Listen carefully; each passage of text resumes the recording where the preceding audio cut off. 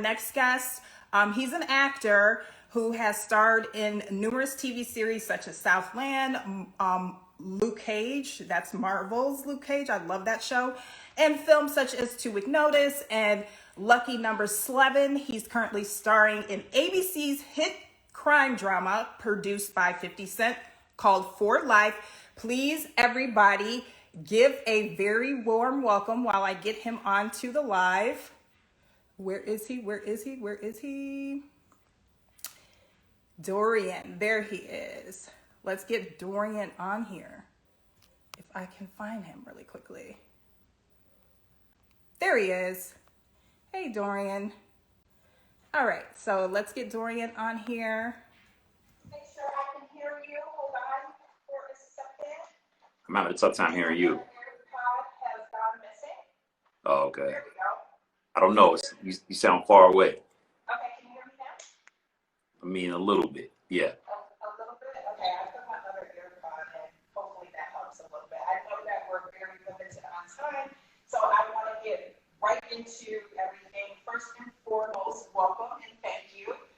Thank you. I learned so much about you. One of the things that I learned is that you were born in East Orange, New Jersey, but you've lived several places, right? So basically, are you a combination of Georgia, or are you more so East Side, East Coast kind of guy? You know what? It all influenced my upbringing. I mean, Decatur, Georgia is definitely that's home. I really feel at home there. That's when I went to high school. A lot of my really good friends for most of my life come from there.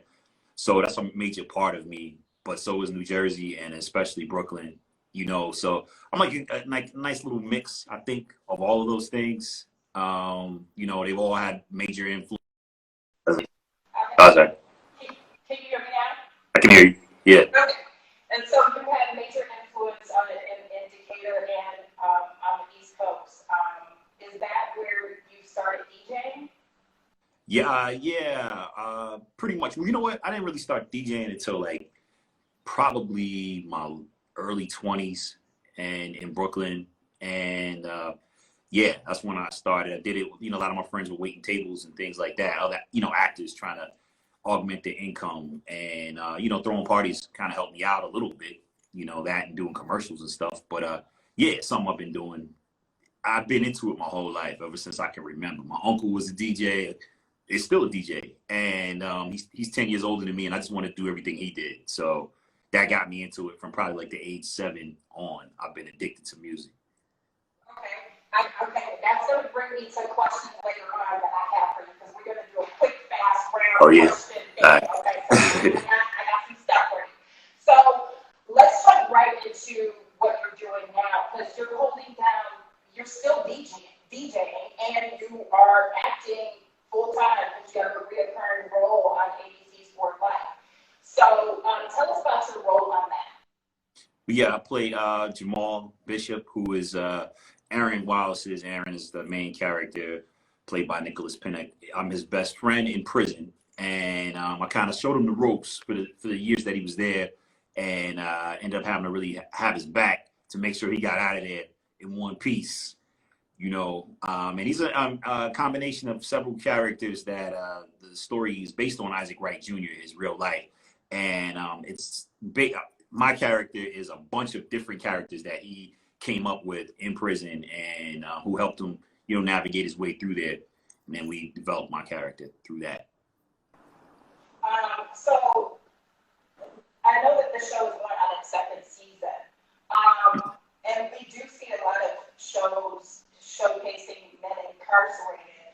Why do you think that this show is how do you think that this show connects so well with the public? Because I know sometimes people are like, okay, we've seen the story of a Black man being incarcerated, Yeah.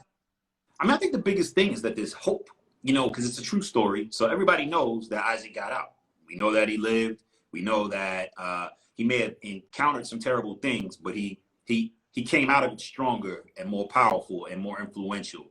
And so I think when we go into a story knowing that, it's a little easier watching the journey because you're rooting for him, and you get caught up in the twists and turns, but you know, at the end of the day, he's going to make it out, and he does accomplish exactly what he's going after. And I think a lot of times when we tell stories about Black people in general, but specifically prison, it's usually downtrodden, and it ends one way, you know, with death. So, or somebody sacrificing their life for the greater good.